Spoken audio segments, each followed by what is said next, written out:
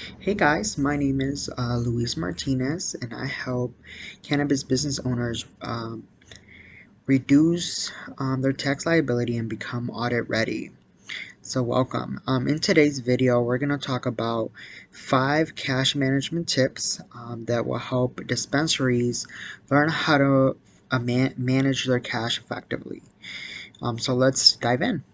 So the first item would be to establish a culture of compliance, meaning develop certain policies and procedures that are going to help you um, prevent employee theft. So a couple of those could be developing standard operating procedures. I know many organizations have a log that you are required to sign a date, a time, a certain number, or certain initials that identify you within that organization, and the reason why you're accessing that vault, for example, or that certain safe at that particular time.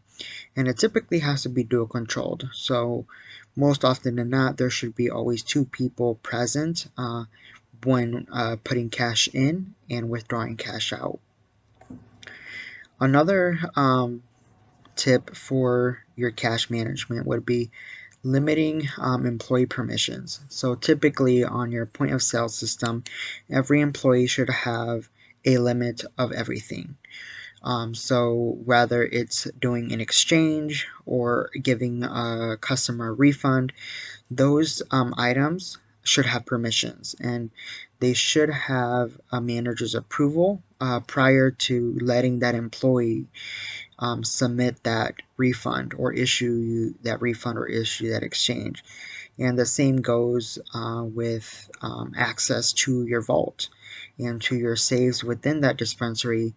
You should have employee permissions set up, meaning that they should have some sort of a you should have some sort of hierarchy that they go through, right? So, for example, at many financial institutions, um, usually bank tellers start off at a certain level, right? They usually start at a limit, typically $1,000, to where they can withdraw cash, checks, and issue checks up to that $1,000 limit.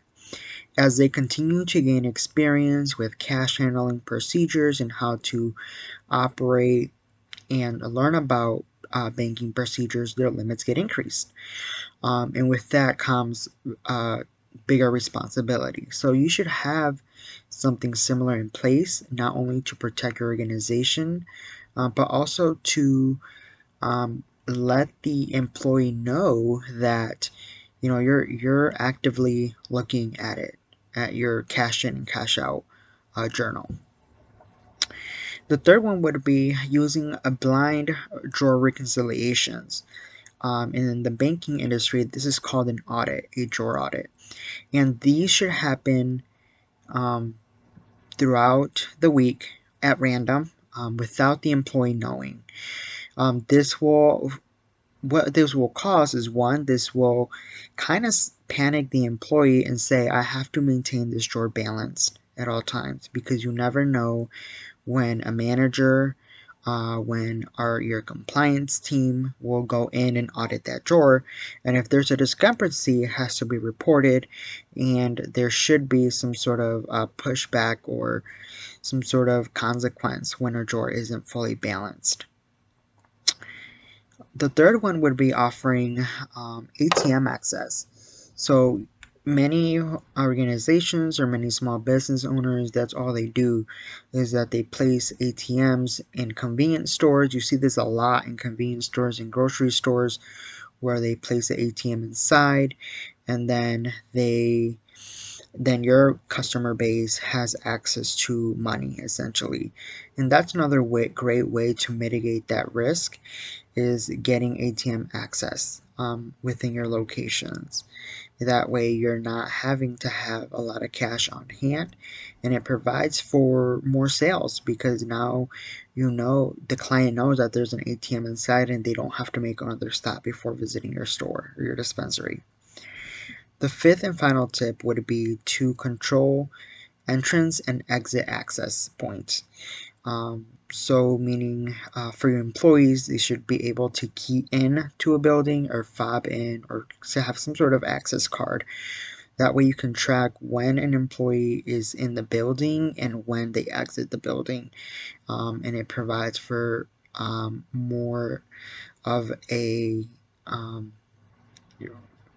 it makes the employee double think their decision when it comes to removing cash from your premises, because they're going to know, right? If you didn't catch it with the drawer audit, if you didn't catch it when you're auditing your vault, then they know who was there and when they left the building. And so that, yeah, that's pretty much it. That's all I have for today. If you guys have any questions about how to develop your standard operating procedures and how to develop a cash management process, let us know. We are here to help at Martinez Financial. Like I said, we want to help you to become audit ready, and this is one of the ways we can help. If you have any questions, feel free to book a free consultation with us. Link is going to be in the description below, and I hope to hear from some of you soon.